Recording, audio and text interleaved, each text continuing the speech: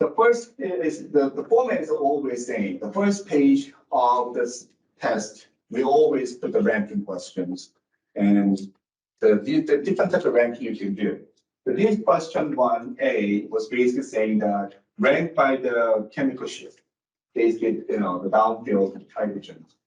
And each of that molecule shown on the screen, you have to find out which hydrogen is going to be the most appear downfield. There will be, these ones are pretty, that hydrogen on the benzene. It could be this one, it could be that one. I don't know, but the most downfielded hydrogen of the benzene. I put that next to the nitro because it's closer, right? So it's going to be impacted most by those substituents. For the same reason, I'll put that hydrogen maybe the most downfielded hydrogen, not that hydrogen of, methyl groups. You know that hydrogen on the methyl groups will appear as like 3.7. Aromatic hydrogen will appear way down, like between 7 and 8. Right? So this is the kind of a thing that you need to choose. Which hydrogen we talking about? That doesn't have a hydrogen, so it's going to be any of the hydrogen benzene. But this one, if you choose that one, then basically you got it wrong. The most downfielded hydrogen is the one on the benzene, not that on the methyl groups. But what about this molecule? Should we still consider hydrogen benzene as the most downfielded hydrogen? Then you should remember that the hydrogen and aldehyde that appears between 9 and 10. So that must be further downfield. So this is the one we need to consider for that molecule. These choices, well, they're kind of similar to these two. So will you choose any of the hydrogen in the ring? Yes, but it depends on where, right? It's never going to be the hydrogen on the alkyl chain. It's going to be hydrogen on double bonds. That's going to be between level 5 and 6. Same thing. That hydrogen on the methoxy, that was going to appear like a 3.7. So that's not the one. Benzene, all 6 hydrogens same, so they're going to appear in the variable benzene between 7 and 8. So once you recognize which hydrogen we need to sort them out, then we need to think about, we need to compare them. So among those things, which one's going to be appearing? Let's talk about the one that's the benzene. The nitro is electron withdrawing groups, right? What electron withdrawing group will do, it lower the electron density of the hydrogens. When you lower the electron density, you don't have to compensate the magnetic shield. So that makes it go to more downfield. Right? So this is kind of a linked to the principle. The electron density of the hydrogen makes them appear as a different region in the spectra, which is called chemical shift. More electron deficient, we will put more higher chemical shift. So the benzene ring with the electron withdrawing groups will make the hydrogen go more downfield than the benzene ring with the electron donating groups. Alkyl chain is considered as electron donating groups. At the same time, alkoxy groups is also considered as electron donating groups. When you have electron donating groups, electron density of this hydrogen is going to go up, comparing when you don't have that, which in this case. So relatively speaking, among the three, among these three electron withdrawing groups, this hydrogen is going to be more deshielded because the electron density was withdrawn than this one, than that one, because the electron donating groups will increase the electron density of this one compared to that. So, what is the most deshielded hydrogen? That should be the one on the aldehyde, because of that is between 9 and 10. Then second one is going to be this one with electron withdrawing groups. This is not the third one. Third one is a neutral one. Basically, there's no electron withdrawing groups, no electron donating groups. So that should be the third one. And that's going to be the fourth one. And then obviously, fifth one is one of the double bonds, because the divided hydrogen appears in between 5 and 6. So this is something that you need to think about for doing these reactions. And to be the question. The next one is we're gonna sort the molecule by number of the signals in the carbon 13 NMRs. So number of the signal means the numbers of the different carbon, right? How many different carbons in each of these molecules. So this is something you need to think about. And when you do that, I hope you can consider the symmetry. So for instance, this molecule, we got symmetry line goes right there. These side molecules are symmetrical to the other side molecule. So we can expect that line of symmetry goes here, that molecule same thing, this molecule same thing, right? But I want you to consider, look at that molecule. That has another line of symmetry there, which goes crossing the other way as well. Because that is reflected the other side. So these molecules are very symmetrical. It's symmetrical this way, symmetrical that way. So that's something that you need to consider. And that one is not symmetrical at all. And in fact, that one, all 6 carbon become unequal because they are perfect hexagons. That's the most symmetrical one. But I didn't bother to draw a line there anyway. But anyway, for this one, let's count how many different carbons are there. That's going to be 1. And this and that is a 2. And that and this is 3. And that's 4. And that's a 5, right? I kind of color them there. So that's the one, and these 2 are same because symmetry, and those 2 are the same, and that's a different one, that's a different one. So how many different carbon signals you will be able to see from this molecule? 1, 2, 3, 4, 5. So you're going to see the 5 different lines for that molecule. For the next one, it's kind of the same thing. We got 1, 2, but these 2 are same. Those 2 are same, and that's different. So we only see the 4. But for that one, because things are very symmetrical, this carbon is the same as that carbon, which is the same as this carbon. So all the 4 carbon here are equal because of symmetry. And then those 2 are the same. And then these methoxy are the same as the other methoxy. So we only see the 3 different carbon for that molecule.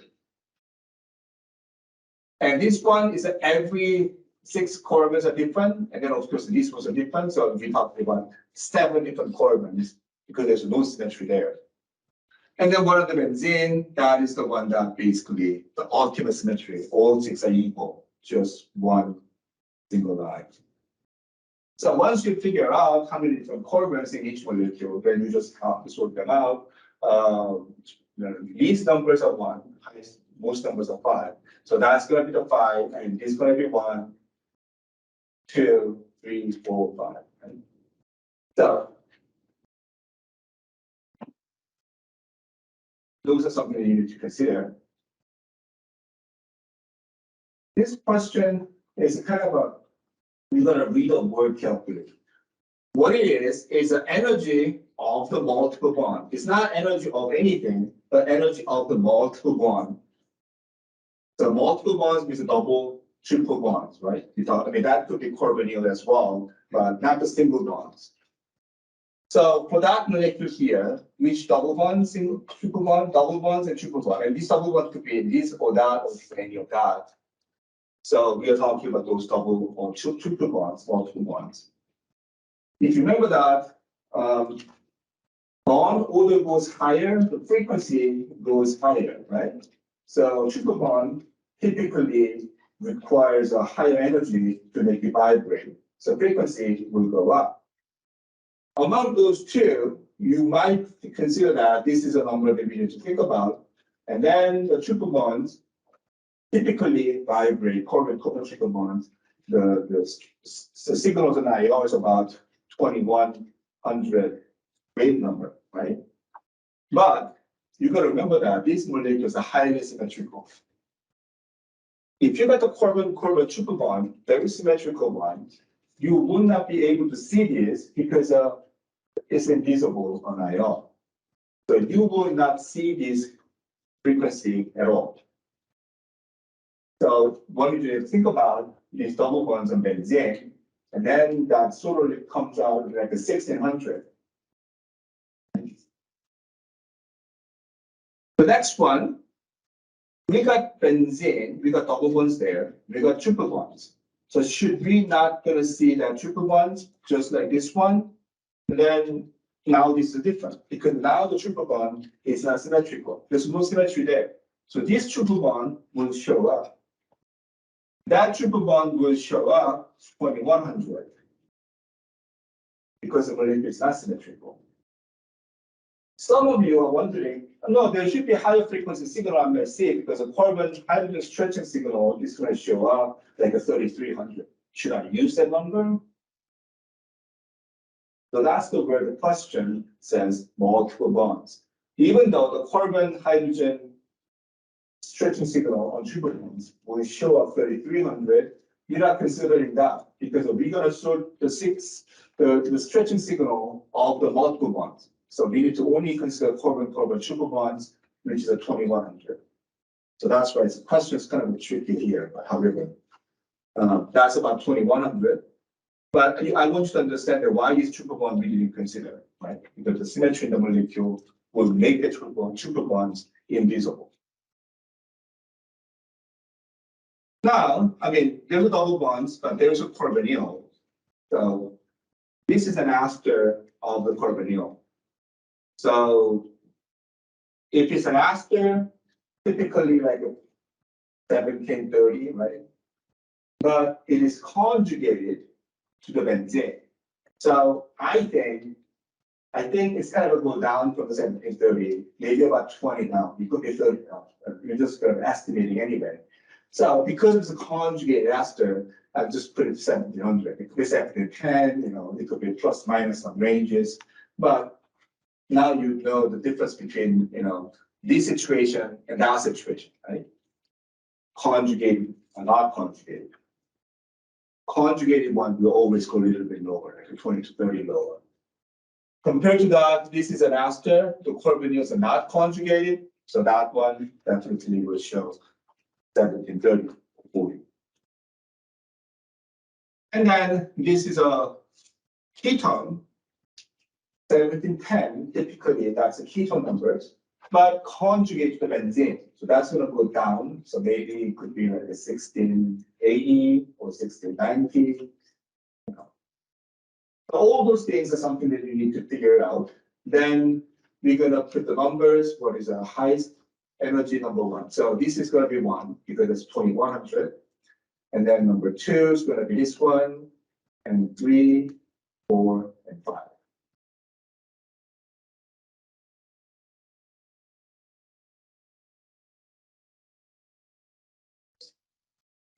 Yeah, you get the tables. The tables are probably the one that you see in the books. The back of the cover, using the frequencies or the chemical sheet will provide you this table.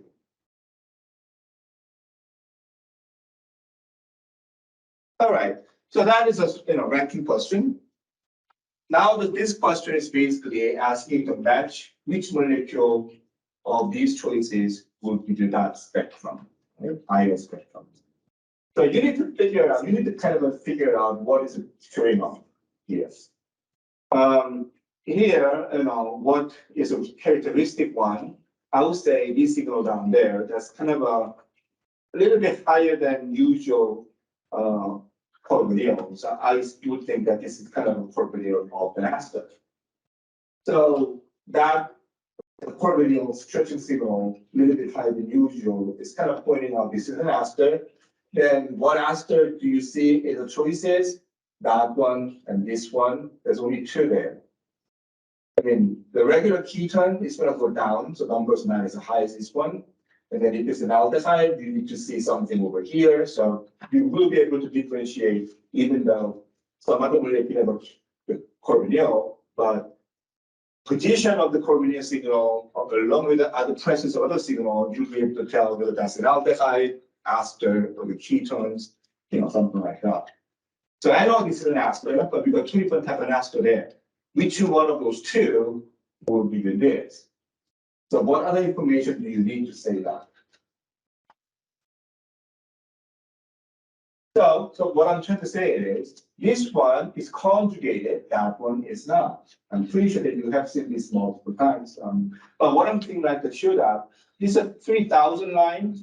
That's kind of a borderline. If you see the signal there, that's coming from the saturated hydrogen carbon signal. the unsaturation there that is going to show here, but I don't see anything there. What that means is there's no unsaturated carbon, no double bonded carbon there. The benzene should show some mix of some peaks showing up here. At the same time, this will show like a 1600 there. I don't see any peaks there either. So I don't think this is a conjugated. It's conjugated that actually goes down too. So there's multiple reasons why this is not that molecule. So that only leaves a B as an answer. So you gotta play this game of the narrowing down or doing some elimination, something like that. The next one, what is the most distinctive one, is I'll probably think this one, right? The single sharp signal happening around 3300. Potentially, what could make a signal appears there is like an amine, hydroxyl groups, or the alkynyl hydrogen. And any of these example contains a hydroxyl groups, and there's a no. And then if it's hydroxyl groups, I would consider these peaks going to be more broader. And obviously, it may not be true that way. However, we don't see any OH in the signal, so we can easily eliminate it's not the hydroxyl groups. I think it's an amine or either of those two, but not NH2. If it's NH2, you choose the 2 spot, right? Because you've got 2 NH bonds. Should be only 1 NH bond. Regarding to this one, if that's the signal you see for that one, we should see the carbon-carbon triple bond showing up here, right? But we don't see anything at 2100. So because of that reason, I don't think this is that either. Anyway, we got 2 different choices here, but because of that, there's nothing here, and then we got 1650 signal, which could be the carbonyl of the amide that is going down so much. So, and then we got no absence of the carbon-carbon bonds. So I don't think this is our choices. That means we have to have a carbonyl, and then this looks like an amide, and then it has to go only 1 NH bond because it's a single spike down there. So this is probably the one. And then there's some other, since it's the benzene, we choose the 1600, it's kind of a thing down there. So that is a small, you may not be able to see it sometimes. So don't try to rely on 1600 signal for the benzene. Sometimes you see it, sometimes you don't. Whenever a lot of things happening, it could be easily buried down there. So, but however, all the other evidence point out that this is this one.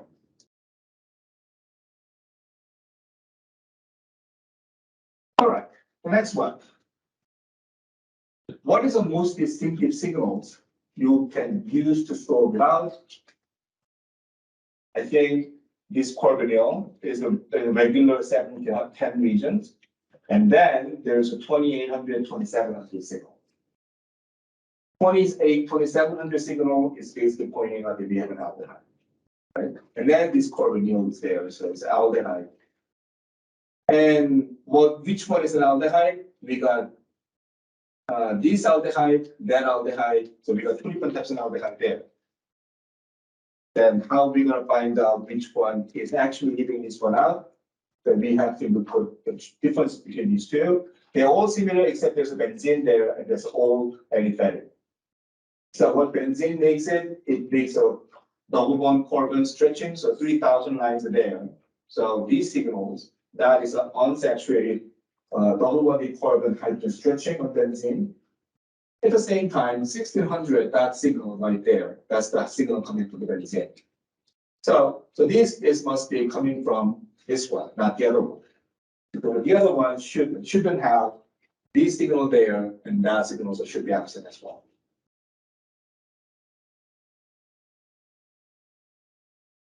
And this one, clearly, if anything shows this region, you now see that there's not many things appears there, except like this is like a 2200. It could be nitrile. By the size, it's pretty large, but it could be even carbon triple bond depending on the situation. But that leaves those 3 as our choices. Now those are the possible candidates. But if it's an internal alkyne, this signal cannot be this big. It is normally pretty small or even absent. I don't think that's the case. And then we don't have any carbon, alkynyl carbon hydrogen stretching signal there.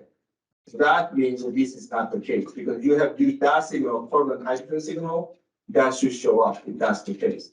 So I don't think that's the one because there is signals just too strong for that, and we don't see the hydrogen signal down there, so it can easily crossing out, and there's no any of the benzene there either. So we can cross out those multiple reasons. So that only leaves this molecule, the nitrile, and that will show this, and everything's aliphatic, means that there's no unsaturated carbon hydrogen stretching signal there.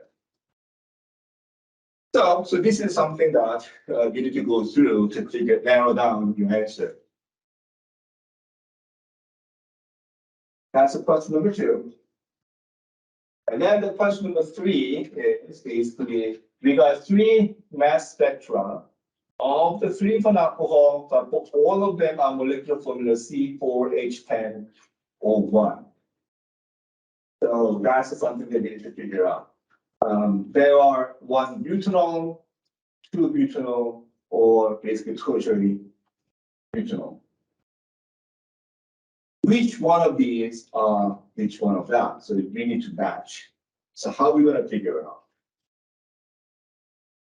What alcohol will do, potentially, you do the dehydration, but when they do the dehydration, that's a -18. So I don't think that's going to be the one that you can use. What makes the difference in alcohol in the structures? Basically, the alpha cleavages. So here, what alpha cleavage you're talking about, breaking the this bond, and then keeping the carbocation on that side, because that side is an oxygen. So that can stabilize carbocation by the resonance structure. So when this one's broken, so this piece is off as a radical, and that piece is a carbocation, and that is stabilized by the resonance structures. So that's the alpha cleavages. So what is the molecular weight? Anyway, molecular weight is you can figure out by this. Anyway, this part, the propyl part, comes off by the alpha cleavages, but that's a radical. So you're not going to see this. You're only going to see that. So mass of this, so you can figure out by 1 carbon, 1 oxygen, and then 3 hydrogen, or you can basically 74 minus this is going to be 31. So that's basically the ion you're going to see if this is the molecule. And then that one, alpha cleavages can happen on both sides. It can happen here, it can happen there. Either way, let's try to do this one. If that carbon cuts by the alpha cleavages, the one we're kicking out is just ethyl radical. And then the other side is going to be the alpha cleavage, the same reason, resonance stabilized carbocation. The mass of this part is whatever the molecular ion minus 29. So if you do that, that number is going to be 45. So if this is the case, then we got to see the 45, peak at 45. And then third one, there's only the one thing you can clip it off, which is a methyl radical. Either of the, any methyl radical comes up, then you're going to get the alpha cleavages resonance stabilized carbocation. And that's going to be minus 15. So 74 minus 15 is a 59. So these are basically the what of the masses you be able to see in the mass spectrum if alpha cleavages happen to those alcohol. They are clipped differently, using different numbers because they have different structures. That's why the mass spectrum data can tell you what is the structure of the molecule by looking at the, how they clip it out.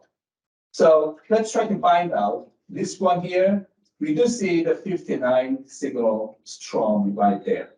So what gives a 59? That's the one, minus 15. So I believe this is the one coming from the P-butanol. Compared to that, this particular one has a 31. I know there's other things shown there because it can be cleared in multiple different positions. But the presence of the 31 makes alpha cleavage product shown there. You can see that 31 is kind of a small, but it's not the major one, right? But, I mean, so this is the probably big thing down there. So that's kind of showing this is the one out. And then this 45, that's the one that basically pointing out this one. This is a one, 2-butanol is creating that one.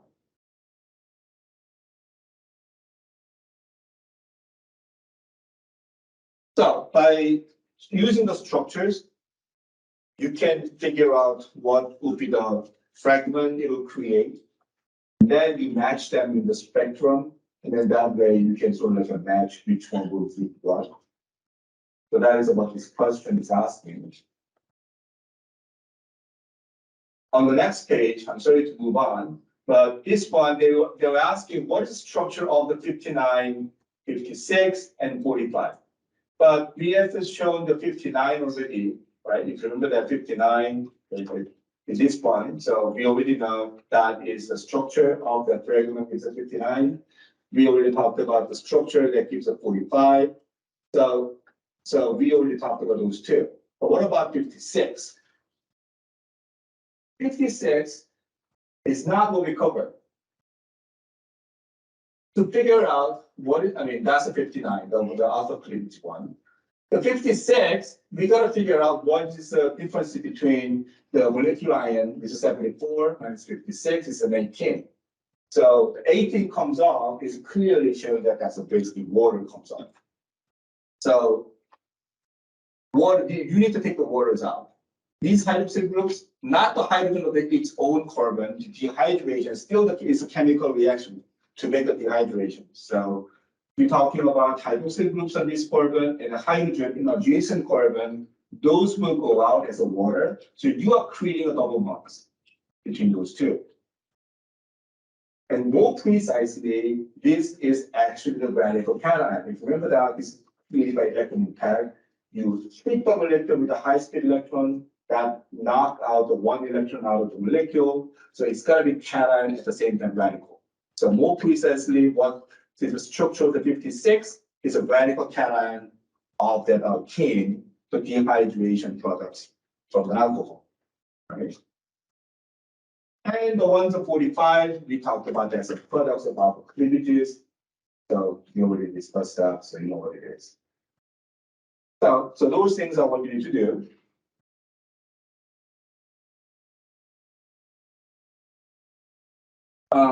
Number 4, question number 4 is actually more difficult than the whatever things we have talked about. But this is probably something that you're gonna go a little bit.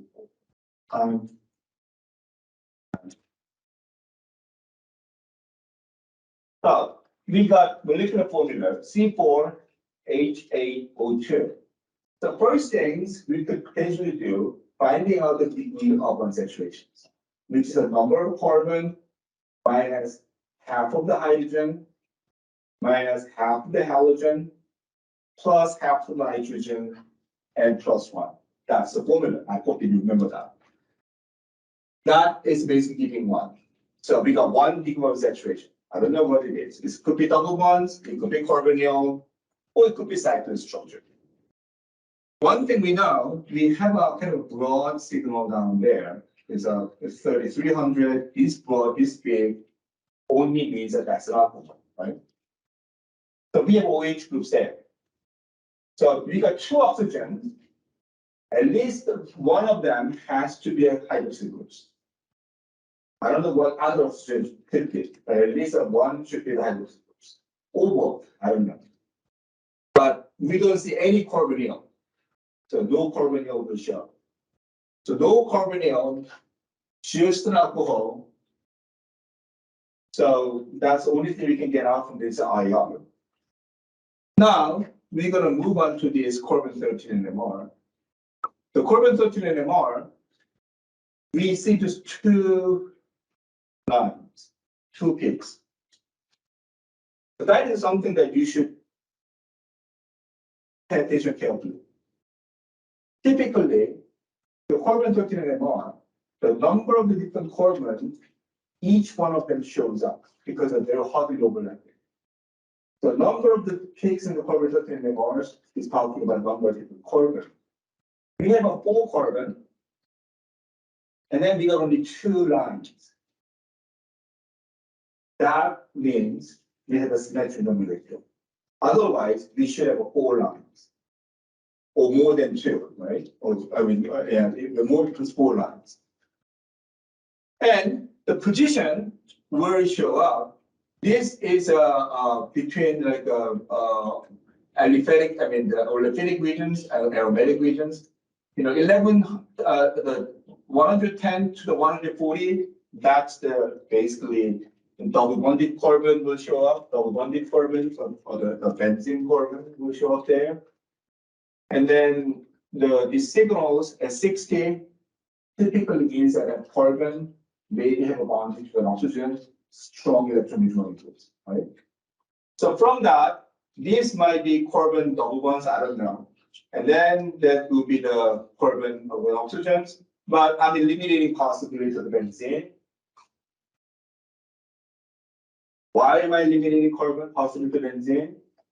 Because we have only 4 carbon. There's no way you can find benzene with a molecule with a 4 carbon. So that means double bonds. This is a double bond. And then we got carbon without oxygen. That oxygen must be this one.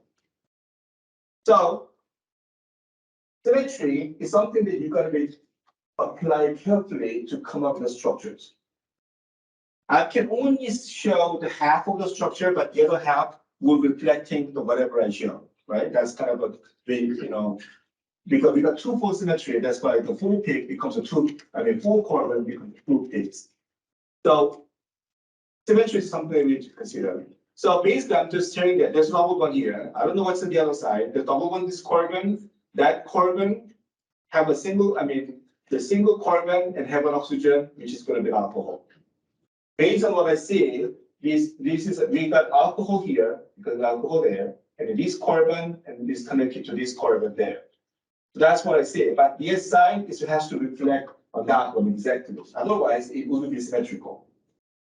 So whole molecule is basically just these reflect to the other side. So that is the molecule. So whether I think all of these questions here, unfortunately, shows all the symmetry. So that's something that you got to be careful when you're doing this, when you write down the structures. This one, 4 carbon, 8 hydrogen, 1 oxygen. So during the degree 1 saturations, there's going to be just 1 again. So we got 1 degree 1 saturations. The previous one, the 1 degree 1 saturation coming from double bond.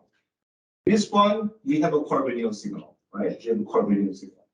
So we have a carbonyl. And then clearly it shows right there too. So we got carbonyl signal from the carbonyl chain. So we clearly mentioned that we have a carbonyl. And that's the 1 degree 1 saturation we're talking about. We got single oxygen, so we already find out where it's going to be our oxygen there. So that problem solved. Now the next question is, we have a 2700 signal right there. So what does it mean? We have an aldehyde.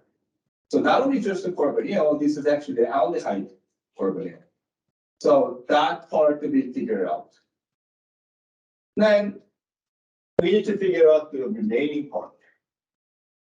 And this kind of a complex. So let's find out whatever we have. This is a whole molecular formula. And then what we found out from this, we got aldehyde, which is C1H1O1. So I subtracted out, trying to find out whatever that we still need to be found out. And that only remaining 3 carbon and 7 hydrogen. So I need to find out the structure of 3 carbons and 7 hydrogen. That's going to attach to this side, aldehyde side. It will be the 1 alkyl side. 3 carbon, how many different ways can you put the 3 carbon? There's only 2 different ways. 1 is a normal propyl. 2 is an isopropyl. There's only 2 different ways you can put the 3 carbon. So it's not infinite number of possibilities to consider, just 2. The question is, which one of these 2 is going to be the right answer? So what is the piece of evidence to point out which one of these 2? Obviously IR will never tell anything about these are the structures there. Only information we may be able to use it is a carbon 13. And then these are all aliphatic carbons, so they all show up down there. The position of those carbon signal is not showing, but the number of the carbon signal is what is telling. We get three carbons. How many peaks do you see? Just two. We got two different carbons. If top one is our choice, every single carbons are different. So we should see 1, 2, 3, 4 different lines. 1, 2, 3. There should be another line showing up there, but we don't see that. So this is not the case. That 1, 2, and those two methods are equal. So we have only three different carbons in these structures, and that's why the three lines there. So that is something that you need to consider. Again, the symmetry will make the number of the signals in the carbon 13 NMR goes down. So that's why this is the right answer, not the other one.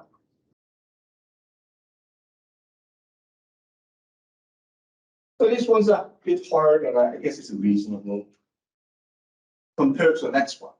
This one's a hard. This was a 3 carbon. You can see that this, when you have such a low number of carbon, there's only a few possibilities you can put it together. However, this was found to be the most difficult question at this time. I don't know how many of you had a chance to solve this one. How many of you got it right the first time? But if somebody did it, then they should be proud of themselves. This was a hard question for time. But let me show you what you need to do. 3 carbon, 6 hydrogen, 2 oxygen. First thing, equivalent saturations. If you do that, 3 minus half of the hydrogen plus 1 is just 1 equivalent saturation. So that could be double bonds, carbon-carbon double bonds, or carbon-oxygen double bonds. But we don't see any carbonyl. So this cannot be the carbon oxygen double bonds, carbonyl. This potentially be the carbon-carbon double bonds, but you don't see any carbon-carbon double bonds here. This is like 110 to 150. We don't see anything. The carbon-13 NMR.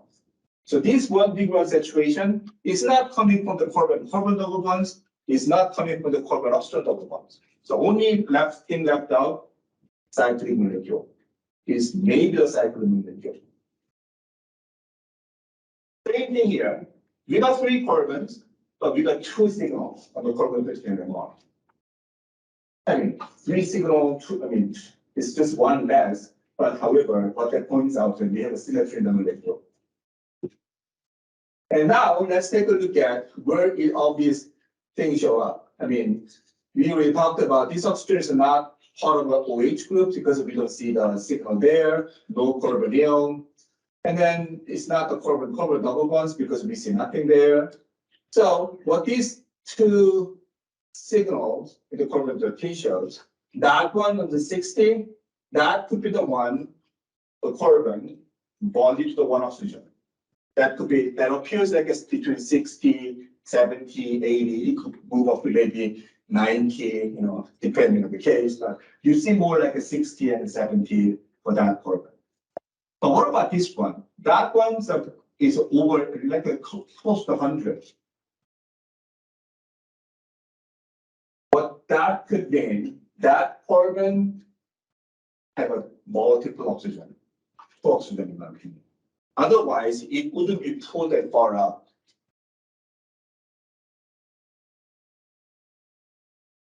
So we have a 2 oxygen there.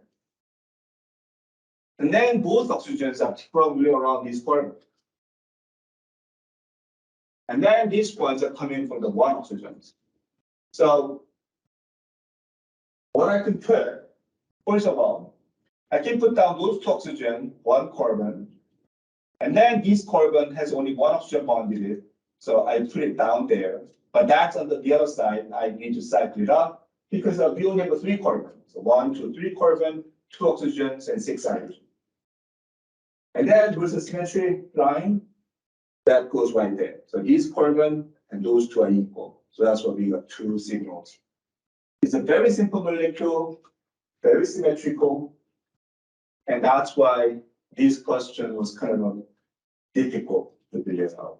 And when the molecule becomes bigger, then actually it might be sometimes easier.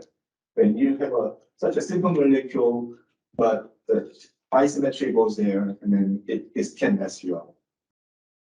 Anyway, so this question here. The next one is 4 carbon, 6 hydrogen, and then 4 oxygen there. And I guess all of this question here, you see that carbon signals, just 2 for the 4 carbon. So now you know what that means. That means that these molecules are symmetrical 2. Anyway, what is the degree of unsaturation? 2. We have 2 degrees of unsaturation. And then IR spectrum, which signals are most stands out? In my opinion, this one. That broad signal center 3000, that means that we got carboxylic acid. And then we have a carbonyl there too. So this is definitely carboxylic acid. And that's a carbonyl of the carboxylic acid. It cannot be anything else. But anyway, we got 2 signals, 2 peaks for the 4 carbon, the symmetry there. But what I'm trying to figure out is basically,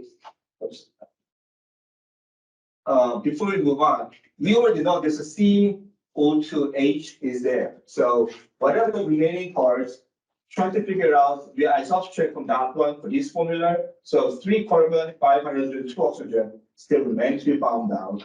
But because of the 2 peaks in the 4 signal means it's symmetrical, what that means is even the carboxylic acid, we should have a 2 carboxylic acid, right? Otherwise, it wouldn't be symmetrical. We've got only 1 carboxylic acid and molecule is not going to be symmetrical. Probably.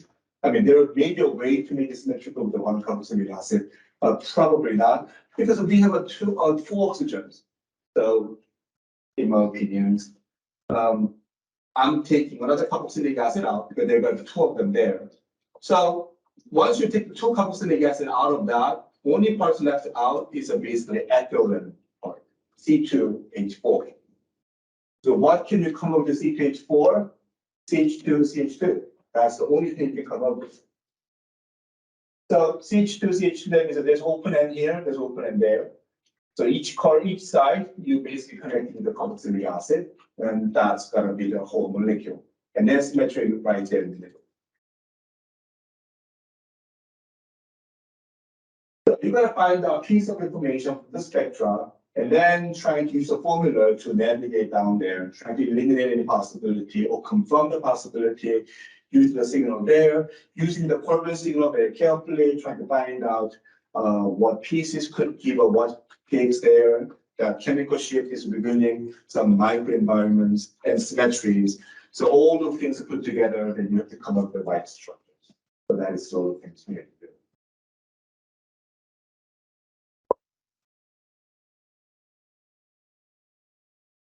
Right.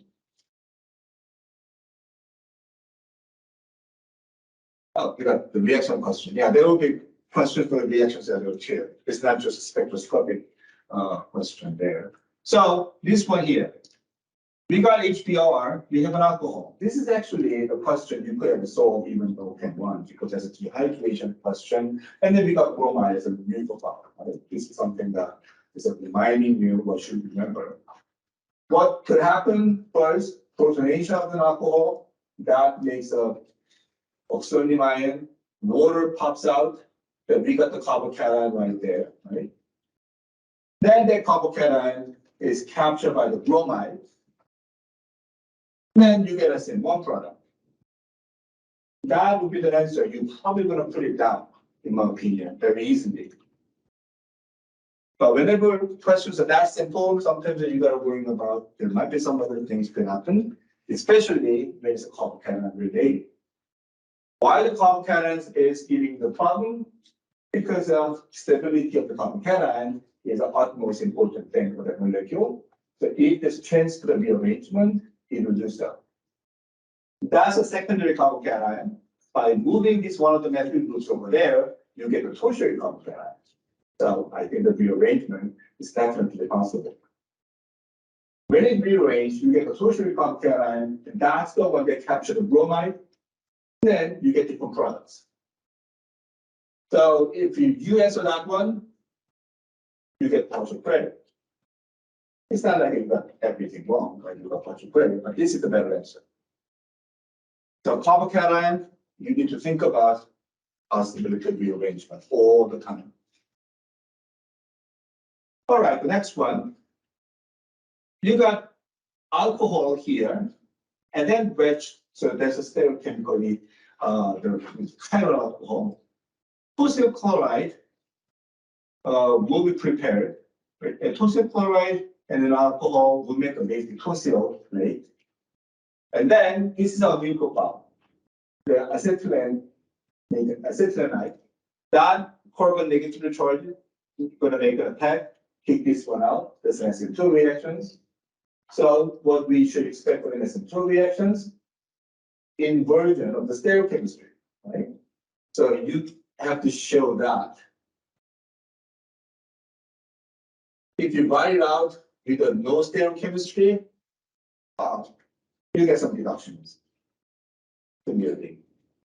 So if the stereochemistry is important, you got to show it. The next one is dichromic acid. Dichromic acid by itself is a pretty strong acid. So it will oxidize secondary alcohol to the ketones, primary alcohol to the carboxylic acid. But this is dichromic acid in pyridine. So you got to pay attention to the pyridine side. Remember that if you add a pyridine to any of the chromic species, activity goes down. It's only oxidizing primary alcohol with an aldehyde. So for that one, that's actually almost equivalent to PEC. So that will still oxidize secondary alcohol to the ketone, but the primary alcohol is only going to the aldehyde, not the carboxylic acid. So if you're treating that with a chrome trioxide, sulfuric acid, or the regular chromic acid, or this dichromic acid without the pyridine, then you get different answers. You get these parts still the same, but you get the carboxylic acid on the other side. So you got to pay attention to what reagent is appearing in your question. Well, let's finish this particular and maybe we'll stop there. For this question, this is an alcohol with an acid chloride. If you move that, that's basically making acid. This oxygen makes an attack to this carbon and kick this chlorine out, make an ester. Only thing that you really have to pay attention, this stereochemistry here is still the same stereochemistry because that's nothing to do with any of the ester formation. So you have to keep showing that stereochemistry is same as the other one, right? And the next one, the chrome trioxide. I know it's only the chrome trioxide, but that is based on the acid.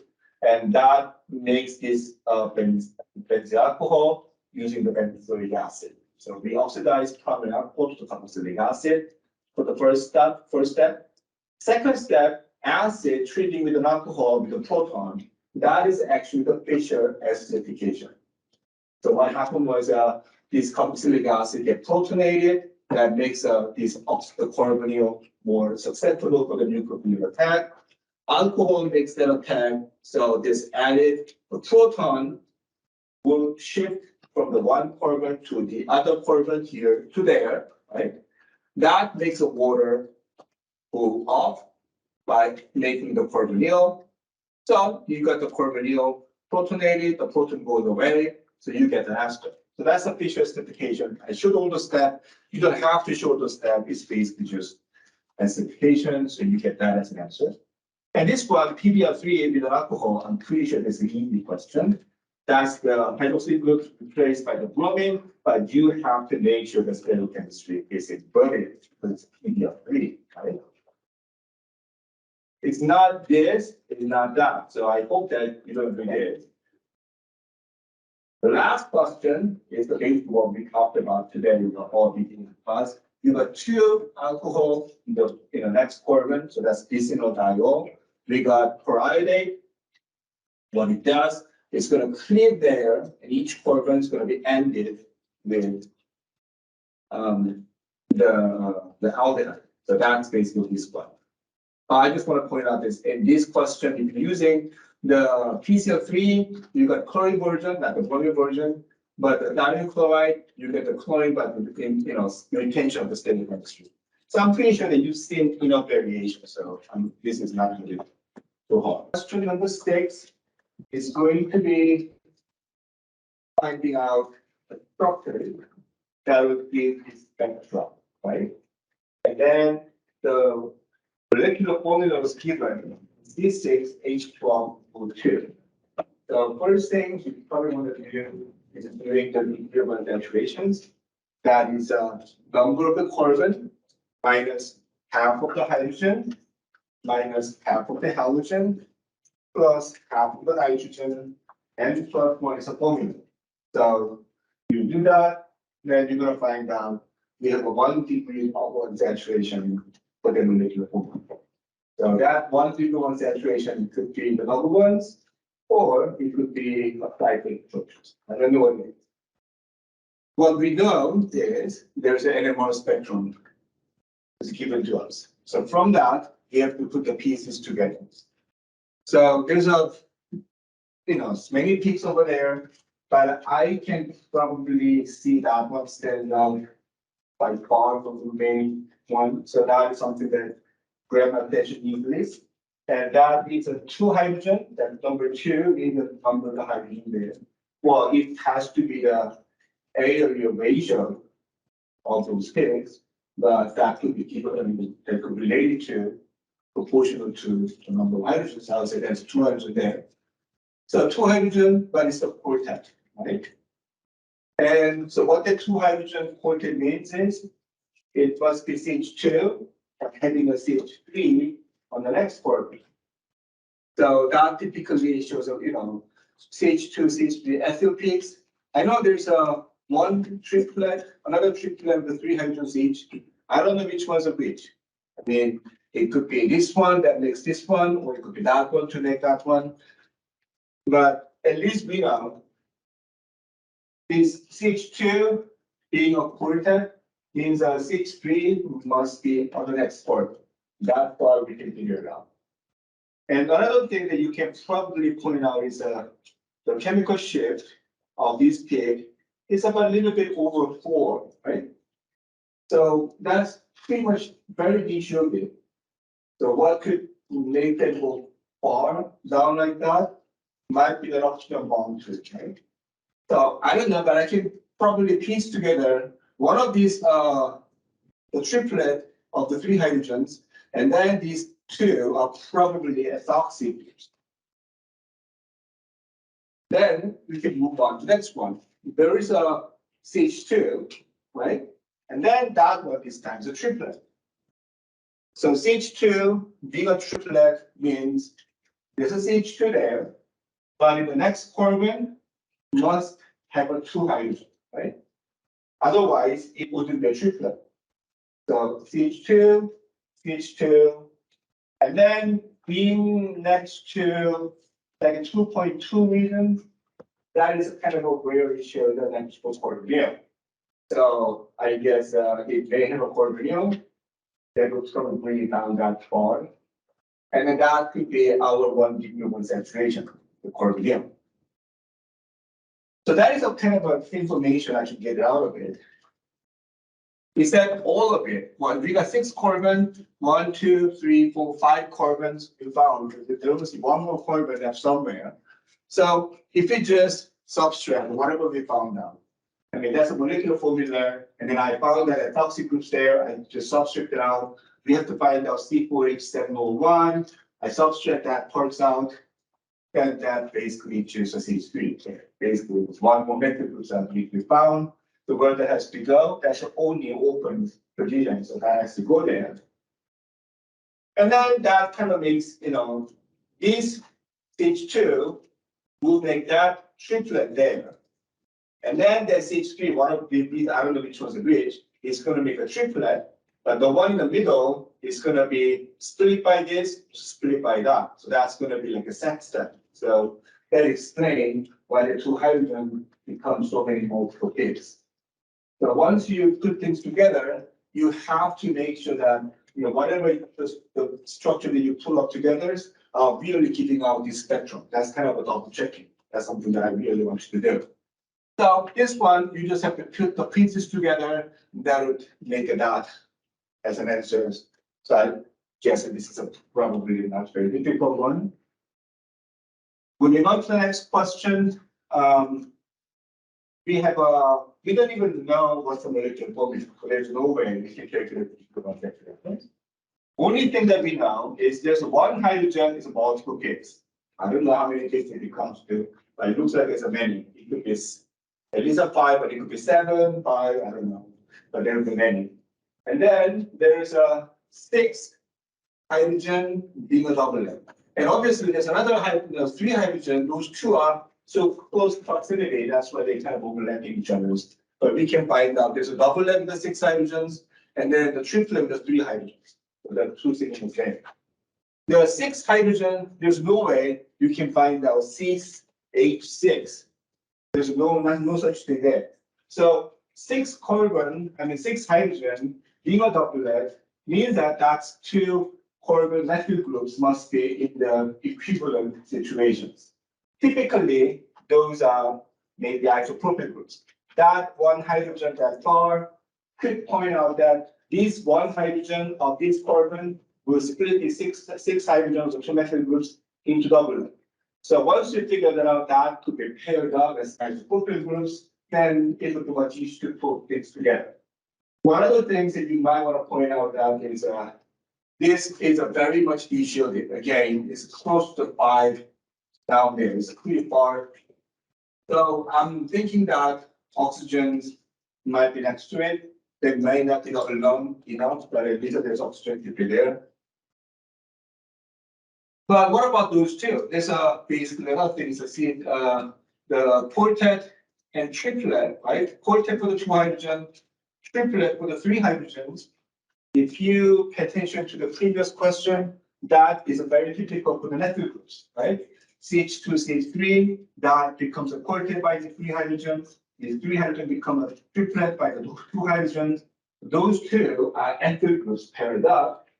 And then what else we can say? That is close to like 2.2 regions. So I'm guessing it's probably next to carbonyl. And so, and then only way we can put this thing together is just that. That's basically that's the only way we can have that. So this one's not very difficult one, pretty much straightforward. Trying to find the pieces and then put it together. This one, oh, by the way, I believe all of them is basically the same formula, right? That's basically 5 isomers with the same molecular formula, right? That's what I want. So we have a formula there. So 6 carbon. So we found all the 6 carbon, 1, 2, 3, 5, 4, 5, 6 carbon. So you don't have to consider anymore. So that would be it. And now this one. There is a 1 hydrogen, very much de-shielded, is close to 12. Far down there, it means that this is a carboxylic acid. That's the only thing we can go down there for. So we have a carboxylic acid, and the 1 degree saturations are from that formation goes to the carboxylic acid. The remaining is there's a 9 hydrogen singlet, 2 hydrogens singlet. So that is something else we need to consider that. I mean, 9 hydrogens are 3 methyl groups. That's probably what it could be. 3 methyl groups, singlet normally means that that's probably T-butyl groups, right? The T-butyl groups there, because these 3 hydrogens are equivalent, that's why 3 methyl groups are equivalent. So 9 hydrogens becomes a singlet there. And then there's no adjacent hydrogen, that's why it becomes a singlet. So that totally makes sense. And then now the 2 hydrogen singlet means that the CH2 must be there, but we shouldn't have any adjacent hydrogen. That at least we must have. Otherwise, we would split it into doublet, triplet, whatever, depending on the neighboring hydrogen, but we shouldn't have any. We have all 6 carbon, 1, 2, 3, 4, 5, 6 carbon, all of them there. So basically the rest of them, just put it together.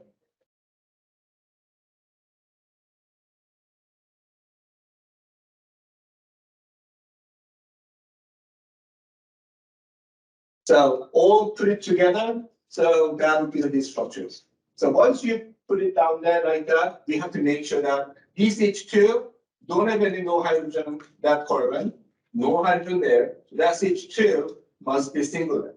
So you have to make sure that the structure you figure that out is giving the structure like that. So this is probably another pretty much straightforward one. The next one is we got to a simple one. What I can say that is that the 6 hydrogen is double length, right? 6 hydrogen become a double length. What that could mean is that we got 2 methyl groups, and then put 1 hydrogen down there, so an isopropyl. To make sure that that's an isopropyl, we have to find out that 1 hydrogen split into multiple peaks, and then probably that's the one small one down there. It's kind of overlap, but with that, along with these 2 double 6 hydrogen, that must be the isopropyl group.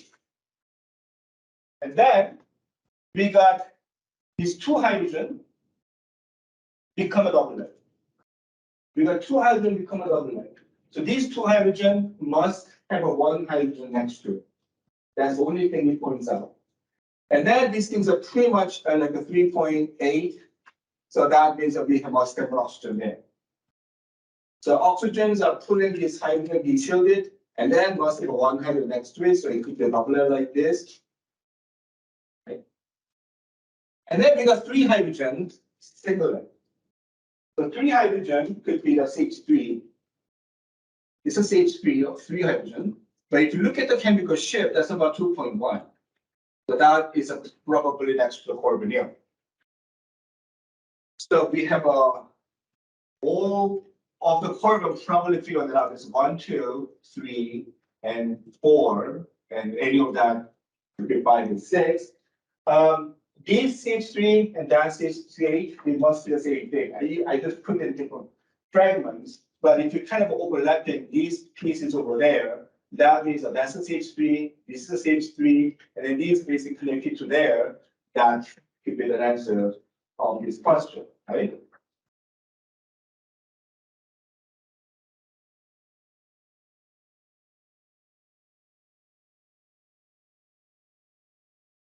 These ones are a bit difficult compared to others because if you can see that there's some statements given. There are peaks at 3.8, which is this one, is a 1 hydrogen, but they disappear when you mix with D2O. What does it mean is that hydrogen must be the one from the OH or NH. But given the formula, have an oxygen there, no nitrogen, so that must be the OH groups. So when you have an alcohol, when you mix with B12, this hydrogen alcohol can exchange deuteriums, and then the signal will disappear. And that's basically what we call the fast proton exchange. So we have a presence of an alcohol, that's what it says. The next things we can potentially point out is that there's a 6 hydrogen there, but this time this is singular, not even double. 6 hydrogen means that probably 2 methyl groups. 2 methyl groups in identical situations, or something you cannot differentiate. CH2 must be put together like this, but we cannot have any adjacent hydrogen. This is not an isopropyl. So you have to kind of compare to what we did before. 6 hydrogen in the previous example was double length, right? So that kind of points out that it must be isopropyl. But this time, 6 hydrogen is a single length. We got 2 methyl groups, but we cannot have any adjacent hydrogen there. So basically 2 substituents are there, not the hydrogen. One other thing we can point out that is we got 3 hydrogen singlet, that was the methyl groups. And then that is kind of a 2.1 or 2. So that's the chemical shift typically next to carbonyl. So I would say that this is H3 next to carbonyl. That would give a signal down there. And then we got CH2, right?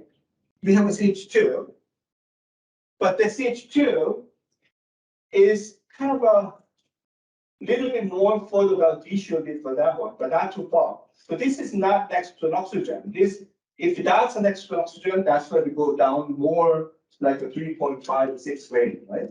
So based on the chemical shape of this is just a little over 2.5.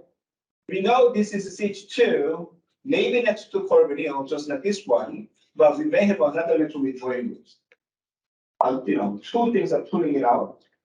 But that electron withdrawing groups will farther away. That's why probably fullness.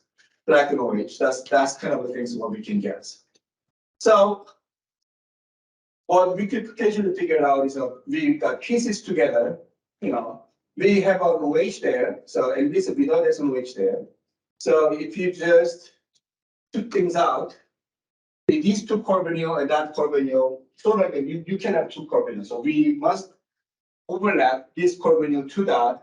So that means we have a methyl groups there, this methyl carbonyl. This CH2 goes over there, but this hydroxyl group is going to be appearing, but not right on it. It has to be a carbon away. Otherwise, it will be there. It will be more further out.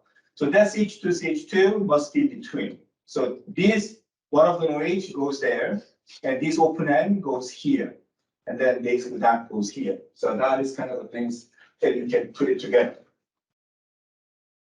Once you put it together, then you have to make sense that all these hydrogens will appear the same right places. If you put it wrong, maybe it's got OH next to that, then you're gonna find these ethylene groups, and methylene groups go way over here. That's probably gonna go over here. If you put the OH over here. So the chemical shift is the one that you need to do to figure out whether you got the right structures or not when you're doing the double checking.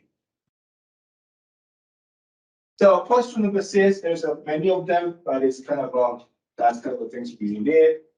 Now the question 7, the last question, we have lots of words and the lots of spectra. So this is probably one that you put all the things together to solve it up. When you read it, there is a few things you need to catch it. 9 carbons and 11 hydrogens, right? So we know how many carbons there. 9 carbons. It didn't say anything about other atoms, right? It only said there's 9 carbons and 11 hydrogens. So with that, it will be difficult to even do it on the nuclear concentration because we don't know what other things are there. Molecular peak having a 154. So at least we know the mass of the molecule, 154. And what else we can find out? This is the compound A, the mass spectrum, and then the proton one.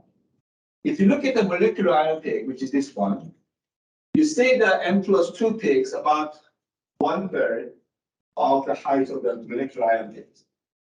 That normally means that you have a chlorine, right? You have a chlorine in the molecule. So we have a chlorine in the molecule. It can be figured out by Bose isotope M+2 is 1/3 of the molecular ion peak. So we have a chlorine there. So I don't know what else is there. That's all the information we can get out of it. What we can do, well, let's think about if you take out chlorine is a 35. 154 is a molecular weight. So if you take out the 35, it's a 119, and that's going to be this peak, and that doesn't have an isotope. So that clearly the dechlorinated peaks shows that the mass peak right there, the base peak.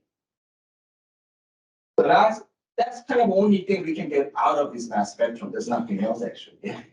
But it was very useful to point out that we have a chlorine in the molecule. At least that much is useful. What else we can find out? We must find out from here, the NMR spectrum. First of all, there's a 7 and 8 region, which is the aromatic regions, have a 3 hydrogen. And then unsubstituted benzene has a 6 hydrogen. This has a 3. So what that means is 3 hydrogens in benzene. So must have 3 substitutions of benzene. I don't know where, but we must have a 3 hydrogen in benzene. That far we can tell. So that is a C6H3, right? So, I don't know what's left over, but we can probably find out subtracting C6H3 is actually the mass of the 75, right? So we got molecular weight of the 154. We know there's a chlorine, so I take the chlorines away. So 119 is the number we have to find out. We know there's a benzene with a 3 hydrogen, so I subtract that one out, and then we have a 44. So we have to figure out what is that 44 could possibly be. Well, what else we can point out is that there's a 6 hydrogen singlet, right? 6 hydrogen singlet. So that means we must have 2 methyl groups. 2 methyl groups, but singlet means that there's 2 methyl groups must be the symmetrical environment. That could be something we saw before, like 2 methyl groups put together by the same carbon, or the molecule just becomes symmetrical. I don't know. I don't know what it is. But the 2 methyl groups has to be there. That also explains, that's something we need to think about, the structure of the benzene. We talked about 3 hydrogens of benzene. That means that those benzene must have 3 substitutions. So maybe there's some 2 methyl groups substituted on benzene, but it must be symmetrically placed. Otherwise, it wouldn't be just a singlet of the 6 hydrogen. So that is something that we need to consider when we put structures together. There's a CH2 there, 2 hydrogen. CH2, but if you look at the chemical shear, that's about more than 4. That's pretty far out, right? Very far out. Normally means that you must have more than 1 to be drawn. I think 2. 1, possibly the chlorine, because we already know the chlorines are there, that's kind of electronegative atoms. What's the next one? Carbonyl, but we don't know anything about whether it's carbonyl there or not, but only thing that we know, there's a benzene. Benzene can also be shielding for proton too. I mean, a little bit anisotropic spillover. It's not directly, but a little bit. So the benzene can also withdraw and make it shielded as well. So CH2 is a 14, 1 carbon, 2 hydrogens. You take it out, 30 left over. Then 30 is basically the 2 methyl groups. Each methyl group is 10 times 2, 30. So basically, we found all the pieces together. There's a benzene with a 3 hydrogen. And then we got 2 methyl groups, right? And then there's a CH2. And then we have a chlorine bound to it. How are we going to put together with all the pieces we found? One way to put it together is this. We got benzene, 2 methyl groups, and then 1 CH2, and then having a chlorine there. Is that the only way? No, there's another way, which is that you're moving the methyl to this position, 2 methyl groups, the CH2, and chlorine there. Which of these 2 are the right answer? And where is the information support that argument? There's some wording here. There's a where is it? Anyway, you can see that the splitting there, that hydrogen and the benzene, it seems to be multiple things. It's not just singlets, right? So if the 3 hydrogen are next, you use 3 hydrogen, put it like this, and this was split by that was split by this, and this was split by those 2. So it's going to be some splitting happening even the hydrogen and benzene. Compared to that, if you substitute this way, all these 3 hydrogen benzene don't have any of these hydrogen, right? So that means this is singlet, that's a singlet, this is singlet, that is different from what we found out here. So because of that, and then there's a this is a triplet and doublet for something like that. So that means this is not the structure. Otherwise, because of these all 300 benzene will be singlet if you substitute that way. So this is compound N. Finding that is difficult, I understand that. But the question doesn't end there. The compound A will go through the reaction with our sodium hydroxide, will become compound B. So now you know what is a compound A. That will go for the reaction with the sodium hydroxide. So what is the sodium hydroxide does? Sodium hydroxide, the hydroxyl group is a nucleophile. The hydroxide attack this carbon, keep the chlorines out. So we have an alcohol as a product in the end. So that's going to be the compound B. Now the next question is, you do something to the compound B, it becomes a compound C. So you need to find out what is compound C and then what do you do to get there. So it's kind of two questions put together there. So to solve it out, we need to use this spectrum given to us, ion spectrum. There is something to point out. I mean, there's no carbon here. Easily you can see that there's nothing goes down there, but there is this one here. That's about 2200, right? You got peaks in 2200 means that could be the nitro, or that could be also the, acetylene peak, the triple bonded carbon. I don't know which one's which, but if it's a triple bond, especially the internal triple bond, what that means is there's a carbon substituents and carbon substituents. You don't see this peak that big. That peak almost disappears, or it could be very small because it's not polarized triple bonds.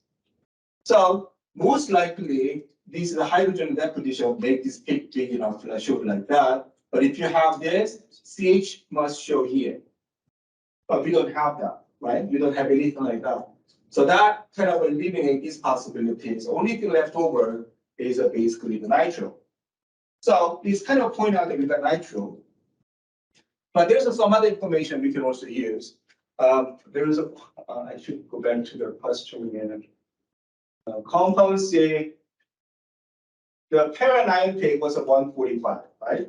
So we have another information is here. The compound C, the molecular ion peak was 145. What it means is that there's a molecular weight 145. So that's what we need to figure out. Anyway,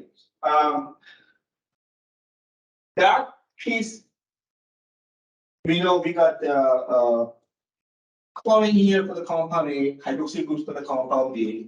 These pieces, if you count all the carbons and hydrogen, find out the molecular weight for that piece is about 119. So we need to find out 145. That piece probably not going to be destroyed by the reaction that you do. So if you subtract it out, that kind of will give us about 26. So we need to find out the mass of 26, what that could be. I mean, mass of 26 could be the multiple combination, one carbon, and it is one carbon minus 4 is 14, one carbon and 14 hydrogen. That's a very unusual combination, right? You cannot have one carbon and 14 hydrogen.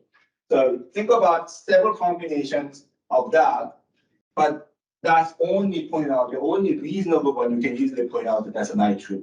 And that is shown, supported by this ion spectrum anyway. So mass of the 26 typically means that we got nitrogen groups there. And then that is supported by the IR, so now don't have to worry about that. So if you put the nitrogen to that, that is compound C. Then hydroxyl groups of the compound B need to be replaced by the nitrogen groups. So you need to substitute it. You cannot directly kick the OH groups out. So what you could do, you make a total ester, right? Mix it with living groups. And then you can do the SN2 reaction with the cyanide. You don't want to use a tosyl chloride, totally fine with A, but you have to substitute with some kind of halide. So you can do the SN2 reactions. You can use a thionyl chloride to convert it to the alkyl chloride. That's fine. You can use a PBr3 to make a bromide. That is okay. Right? As long as it can leave, it does the job. Tosyl is just one of the possibilities you can do. But it must leave, so that's why tosyl and then kicking out the nucleophile will prepare that. So that is the end of the practice test for that.